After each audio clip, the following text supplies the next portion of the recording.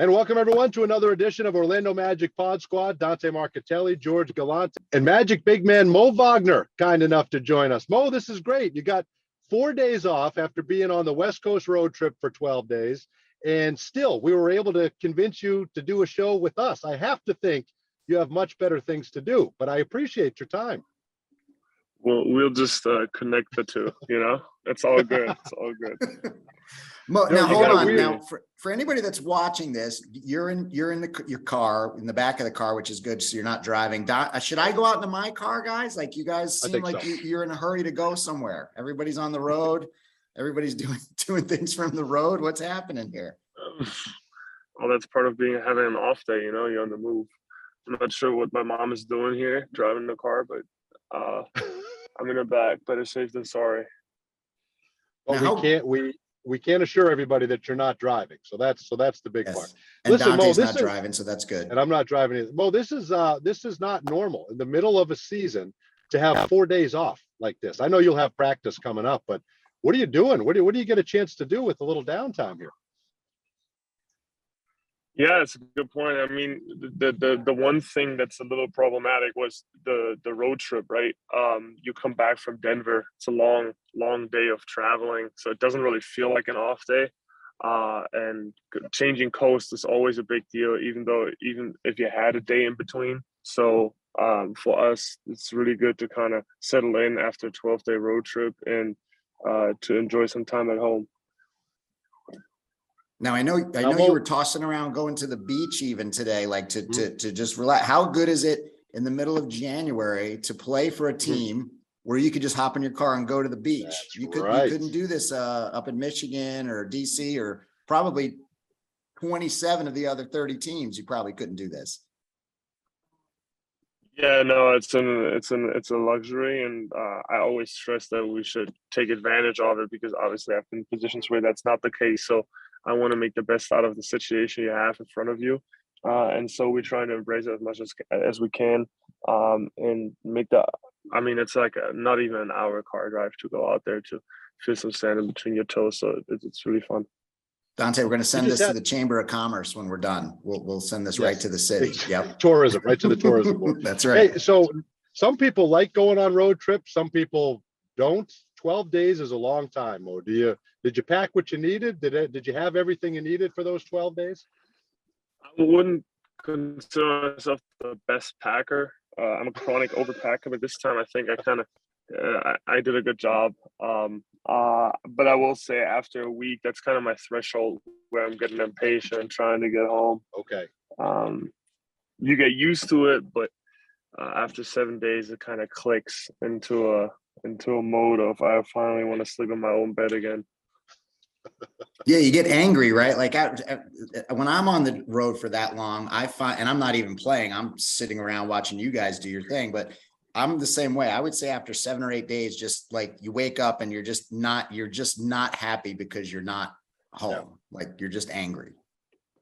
Well, the biggest challenge to me is that when you're on the road, everything is just basketball because you're just in a hotel room and then you play and you have practice. And I think the biggest challenge is to kind of embrace the time off the court and find things on the road to do that don't have to do with basketball, to keep your mind fresh and engaged when it gets to when it gets to the point of playing basketball. So that's the biggest challenge when you're on the road for 12 days. That you gotta find other things, and sometimes that gets hard in Denver or Utah when cities here don't know anyone. So that's a challenge sometimes. But the older I get, the more I embrace that and dare myself to things happen.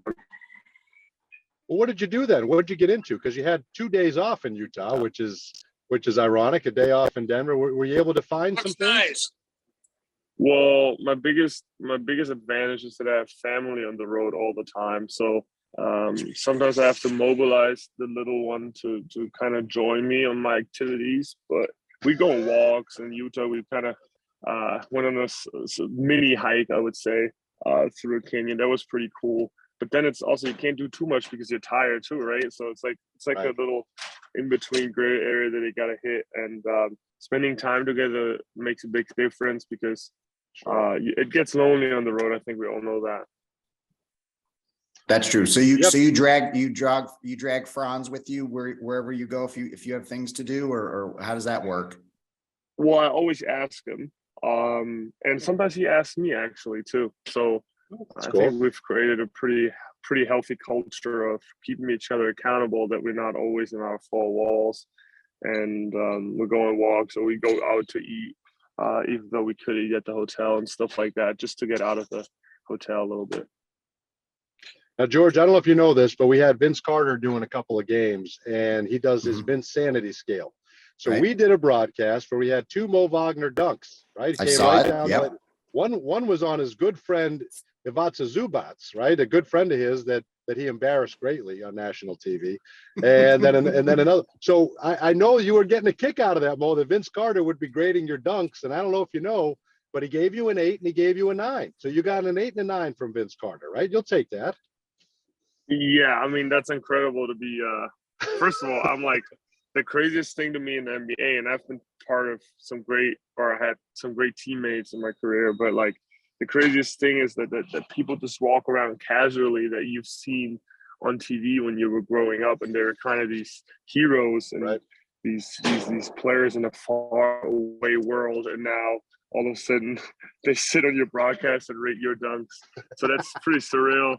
And Vince Carter is obviously one of them. I think one of the players that's very well respected, very well recognized all over the world. So, and obviously as a dunker, incredible. So the fact that he's on our broadcast is cool to get to meet him, and he rates my dunks. It's pretty cool too. I don't know if that's a 9 though. I don't know if I could ever qualify for a 9 in a dunk, but I'll take it. I won't say no. Vince is a generous scorer, right, Dante? That's right. Yeah. That's right. He's very generous with his numbers. But so who else have you felt like that when you've had these encounters, Mo? Who else have you had a similar interaction with where you're looking, you're like, holy crap, I can't believe I'm talking to who? A bunch of guys. I mean, obviously every other night you play guys like, I mean, I was obviously teammates with LeBron James, so it started pretty early, and to kind of see the magnitude of, even when we were on the road, to see how many people were kind of, fascinated by one personality. It's pretty amazing to watch. And in DC with Bradley Beal, John Wall, like those guys, I watched playoff series of those guys growing up. Dirk, obviously, who I have a relationship with, understanding like what's happening. It's pretty crazy. Like Vince Carter is a great example. Who's another great example? Sometimes like you get to talk to people like Doris Burke, that you've been listening and watching for years too, and they're in this world as well, and they make you starstruck too. Like not even the players, sometimes it's the people around.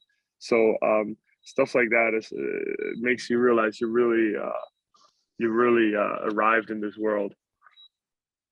That's great insight. I want to get your thoughts, Mo. Let's go on the floor a little bit. You guys obviously got hit with so many injuries, but you did a great job stepping in. I think about 15.7 rebounds a game starting. But George, the best part was I asked him at halftime about the lift he was giving his team, and he said, "That's great, but I don't care about the numbers. I don't care about the numbers that you just mentioned. You have to play hard. You have to play hard, and you have to believe that you can win." And it was halftime of the Clipper game, Mo, and you guys won 11 out of 16 after that, right? So just what clicked? What clicked right around that time where you guys kind of caught fire for a little bit there? Well, I think it's funny, right? Because you work really hard, and I always talk about translating, because sometimes your work doesn't show and doesn't translate into wins right away, but you're still getting somewhere. And I think after that Milwaukee game, I remember we played really well against Milwaukee and lost. Right. And you can work really hard, and I think we were at that point for a long time where we worked really hard and we were right there, but still kept losing. And I think there's this one missing piece. And I remember Coach Mosley had a practice right after the Milwaukee game where he said, don't mistake being close to actually getting wins. Those are two different things. And there's a missing piece that you have to come up with. And I think that has a lot to do with belief, that you really, that's got to come out of yourself, that you want to win and that you need to do the right things at the right time in order to win. And that's kind of what I meant by that you got to find that belief within yourself. Your coach is going to provide you with all the resources, and you just got to do it as a team. And then the numbers really don't matter, because if the team wins, everybody wins. But I think what's interesting to me about that, Mo, is I assume outwardly, and I think fans assume outwardly, that every time every NBA player takes the floor, they believe they're going to win, and they believe they're going to win big, right? Is that, I don't say that's not the case, but what does everybody not already have that belief, or can it come and go throughout the course of a season? Well, the challenge is, especially if you're in one of these, I mean, I wouldn't say I stay away from the word rebuilding teams, but I mean, we are a very young team that your goal is long term. So you're not trying to get caught up in your short term results too much. And there's an interesting gray area of where you still got to compete in order to win. But if you lose, you can't have the mindset of all hell breaks loose. And you got to still come in the next day and keep working, and every day matters. So sometimes it's very difficult not to get caught up in, oh, wait, losses don't matter, if you know what I mean. Right. So like that little gray area of still competing and not giving up if you still lose, I think that's very, very challenging in young teams. And something you have to deal with. Now, Mo, do you prepare knowing that you're going to start, do you have any different ways that you prepare for a game as opposed to when you know you're not going to be starting in that night? I mean, I think from a strategy standpoint, it's a little different, because you're obviously playing with different players. So like there are other things that are important when I play with Markel than I play with Cole Anthony. So those are important. But then also I think just from a preparation standpoint, you play a lot earlier. So like you don't have those 20 minutes of settling into the game and the atmosphere. You got to be ready right away. So I do think that from your mental perspective, you got to be locked in quicker and kind of get your routine going a little earlier than if you were to come from the bench. But those are things that you figure out within 2 to 3 games pretty quickly. You know, it's interesting. We're real careful on the broadcast because we love the fire that you play with and the passion. You always have that, but it's important for fans to know, and everybody like you know, you're producing. You're not just coming out there and screaming and this and that. You're producing. You're a big part of this thing, and you being a starter is a big reason the team had success. So how much do you attribute the fact that you did produce when your number was called, you stepped in, you helped your team have success? Yeah, I mean, obviously that matters. I think producing to me only matters when it translates into winning, because it's something completely different. I don't really try to get caught up into that too much, but I think you're right. I mean, for me as a player, I work really hard, and I have always worked really hard. So I don't want to say people just say, yeah, he's an energy guy and rah-rahs all the time, and that's it. Like, obviously you want to be recognized for your game as well. So that does make me a little happy that's apparent. But at the end of the day, like I'm not really trying to get caught up in that too much, to be honest with you. Sure. But with that being said, I got to ask you, you look like Kevin McHale the last couple of games. The post moves, you've always had, you've always had the post moves. You've always had the up and under, but it was off the charts the last 2 games. What did you get some extra post work in? What happened there? I mean, it's a good question. I think, like I just said, it's a lot different than with the first lineup, because I think it's a lot more random and unpredictable basketball that we play with that second lineup. So sometimes the play breaks down, and you just got to make something happen yourself. But that just kind of happens in the flow of the game. It's not like a mentality thing where you force stuff. And I guess in the altitude, the footwork works better. I don't know. we gotta get you back in that. Yeah, we gotta need the altitude. That's what it is. So we need some altitude in Orlando. He's been in that altitude chamber at the training center with a basketball. That's what it was. Post move. I like it. That's very what nice. it was. I haven't seen the altitude chamber in work, so maybe that's what's going on. Mo, how nice is it for you? Before you got to Orlando, you were you were in DC, and then you got traded to Boston, and then you got traded to, like things were a little tumultuous in your life with a couple of moves. How nice is it to maybe feel like you've been a little settled down now here with the Magic? Well, I think I'm very grateful for those experiences because it gets me to a point where I appreciate the day-to-day life stuff really like a lot more. The fact that I can just go to a practice facility and be excited to see everybody there with a peace of mind, that's Everybody, something that I appreciate. There's not one or two guys that annoy you. Well, I'm not Literally gonna lie. everybody? Eventually, Okay. sometimes someone will annoy me, Right, but right. who that happens in normal human interaction.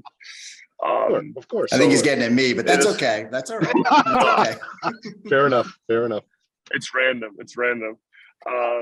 No, but I get to appreciate that a lot more now because I know it can be taken away pretty quickly, and nothing is guaranteed in this business. So yeah, I invest in that a lot, in that enjoying now, and obviously it's a great place, Orlando, and I can share with my family on a whole nother level. So I consider myself very, very blessed and enjoy it every day. So speaking of your family, like let's talk about Franz if we can for a minute. How many times have you voted for him for the All-Star team? You're supposed to be voting every day. Yes, You every can day. vote for yourself Yeah, and your brother. I mean, you can That's be why I doing was a this. minute late because I was voting. That's why I was a little late. To this podcast. That was the delay. No problem. No problem. But what about the step that he's taken, Mo, so far in his second year in the league? He's averaging more than 20 a game. He's been very consistent throughout the season. Talk about your brother and his improvements just from his rookie year to now. Well, he could pass a little more. Other than that, I'm very excited. I'm just kidding. Obviously, So as a big selfish. brother, it's So always selfish. yeah. He's pretty selfish, but that's okay. That's kind of comes with the territory. When things get easy, then Right. you just think you can do it all. So no, Right. I'm just kidding. Yeah. Obviously, as a big brother, sometimes I got to take a step back a little bit, and because it becomes overwhelming at times, it's pretty impressive, and I kind of take my big brother glasses off during the game because I want to keep those relationships separate. But it's obviously very impressive, especially when you get another high caliber player like Paolo into the mix that has the ball a lot, and that creates a challenge for someone who already now is on the scouting report, and to make the next step that next year with more players to get attention is not easy. So I've obviously I know how hard he works. I know what great of a kid he is. Even though sometimes he annoys me, but that's part of the brotherhood. And I'm very happy for him, and I'm excited to see where he goes.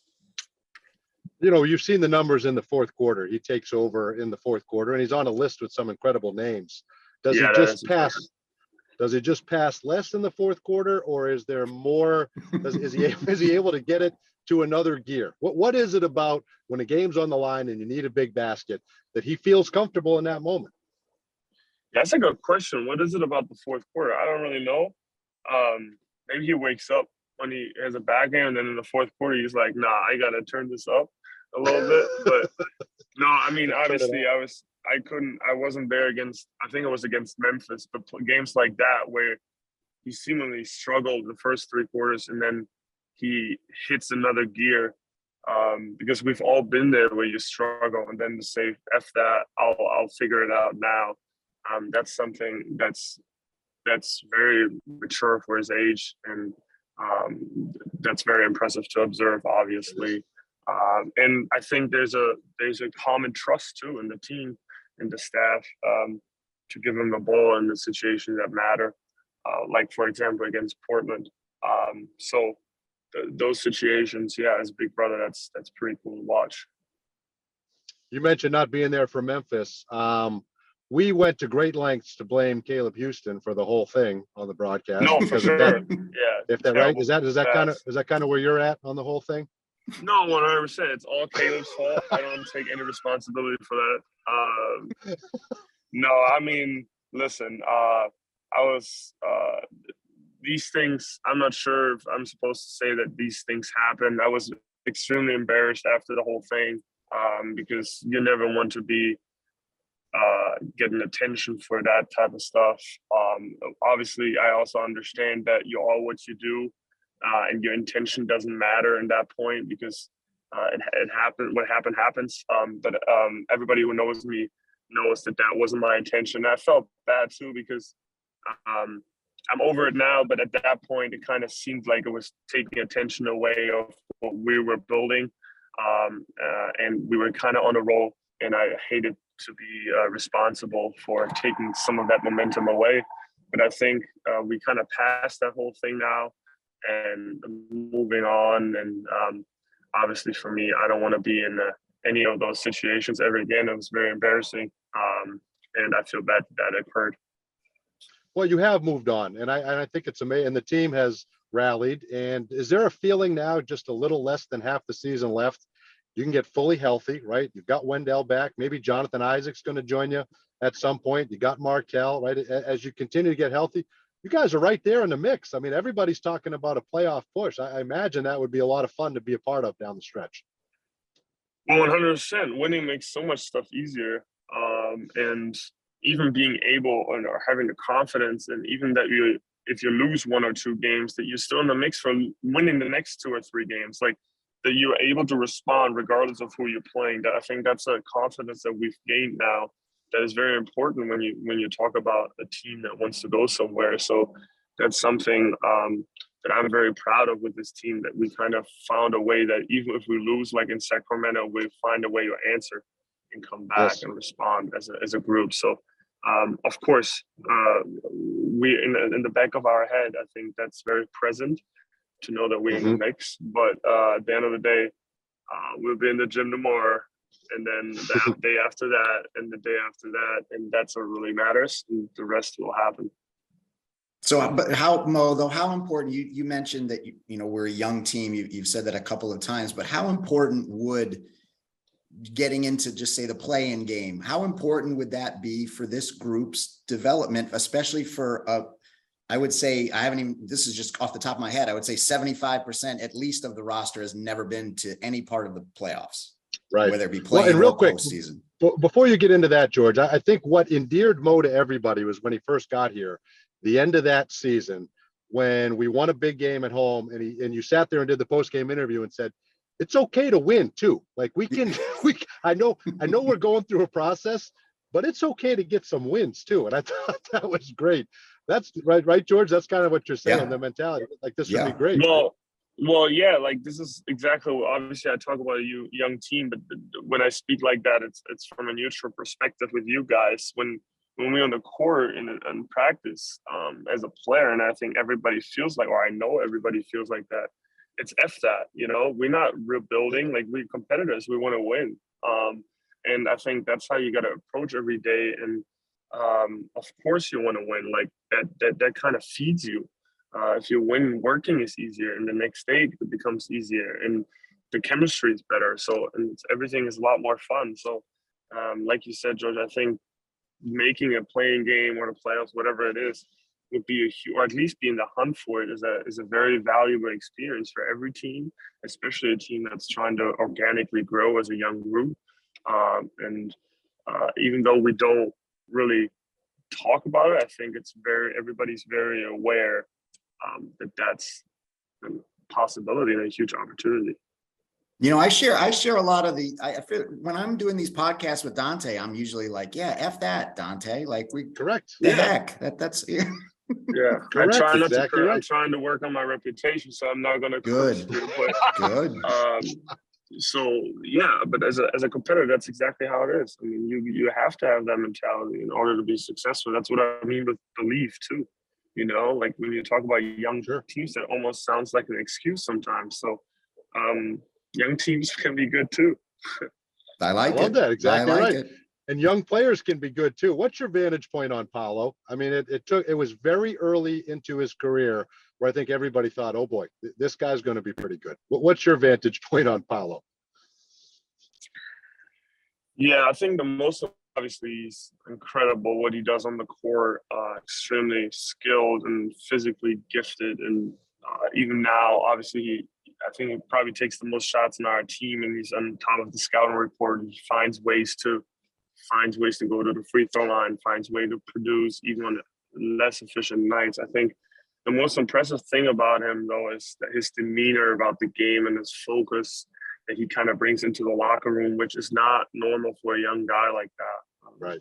To be mentally that locked in and care as much about the day-to-day process and every game and every piece of work that he puts in is pretty impressive for a 20-year-old. And to observe that as someone who's been in the league for 5 years is sometimes I'm like, yo, that's insane. I got to lock in now because I see Paolo over there focusing on the game. So that's a demeanor that he adds to the locker room that I think is very valuable on top of to what he does on the court, obviously.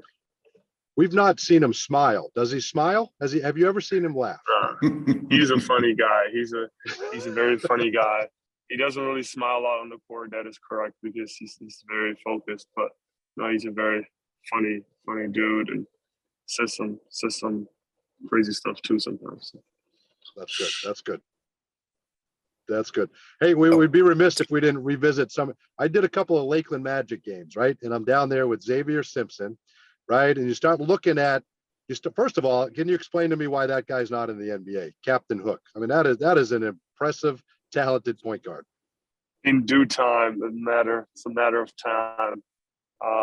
One of the hardest workers that I've ever met, to a point where it's sick. I mean, where you literally got to force him to stop. And a great kid as well that I've enjoyed a couple of years in college with, and really enjoyed my time with him. And he's a winner, man. He wants to win, and he plays like a winner. So, yeah, I love X. But the guys that you had, that you played with, the guys that came after you, there's a lot of talent that's come through Michigan. I mean, is that the recruiting process? Is it what goes into getting the players that you've had and all the great talent that's come through Michigan? That's a good question, Dante. I mean, I will say that I don't know. I mean, I guess it's just a culture. It's always difficult to talk about these things because when I say these things, I don't want to say that in different universities and different programs, it's not like that. So sure. Before I say anything about that, but like the Michigan thing, I think back when I was there, and I can only speak for my era, obviously it's changed a little bit now.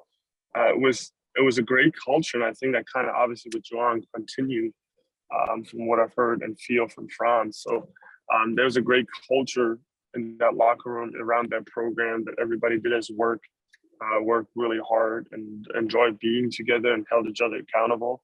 And that was something that obviously translates. And I think Beeline was incredible at recruiting guys that maybe weren't on the radar at first, but had incredible potential and maybe weren't physically on a level yet to compete, but kind of saw their potential in the long-term future and kind of knew what he was doing, I guess. So it's cool to see guys like Duncan Robinson, X.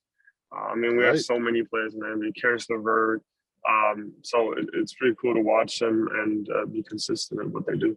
Mo, what drew you there, though, from Germany? I mean, it's not like you were a kid growing up in Saginaw or Detroit. I mean, what drew you to Michigan from overseas? Well, I always wanted to go to college. And back then, that wasn't really what you were doing in Europe. So nobody had ever gone to college and then straight to the NBA from there. So it was kind of a risky step, and I really didn't have any offers except for Michigan either. So to me, it was either Michigan or stay at home. And again, Beeline kind of invested in me. And I think at first he thought I'm not going to play much, which I did in my freshman year. And I needed that 1.5 years to really develop on a physical level to compete here. And he kind of predicted that, or he helped me out a great deal. And but back then it wasn't like a surefire decision to just say, yeah, you go from Berlin, you go to college, and then it's all going to work out to the NBA, because you never know what happens in the universities. You know, it's so far away. Maybe they'll just put you under the rim and tell you rebounder and screen setter. So it was kind of a risk. Just I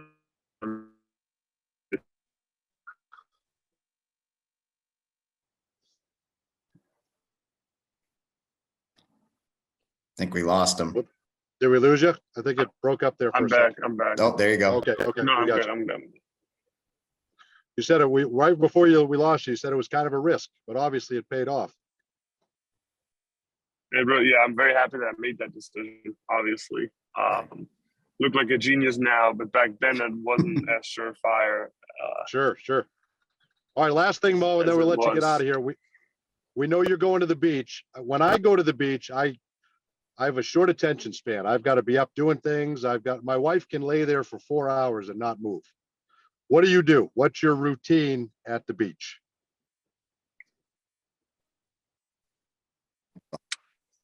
Well, Oh, there we go. it's not really a routine. I don't. Can you hear me, guys? Yep, now we can. Yep, we got you. Yep. Sorry. That's I okay. wouldn't say it's a little different. I think here in the Florida beaches than when you go to a beach in California or Turks and Caicos. I think here is more about breaking the rhythm of the daily life and kind of feel some sand in between your toes and do something else other than just hang at the house Sure. and see the ocean. So I don't plan on being there longer than 2 hours. Maybe go on a little walk, get some sun, and then turn around and go back home. But when I'm on vacation, I'm pretty well conditioned to be lying there for a while. So There you go. I'll take your word on. Sure. I'll take your word on Turks and Caicos. Never been there, but that sounds like an amazing place. All right. Hey, man, we really appreciate them all. This has been great. I know Magic fans always love hearing from you, and it's always fun for us to catch up. So thanks so much and keep up the great work, okay? Appreciate you guys. Thanks for having me. Sunscreen, Mo. Put on some sunscreen. Get some sunscreen. My mom brought some. No worries. Perfect. That'll do it for this edition of Magic Pod Squad. Thanks.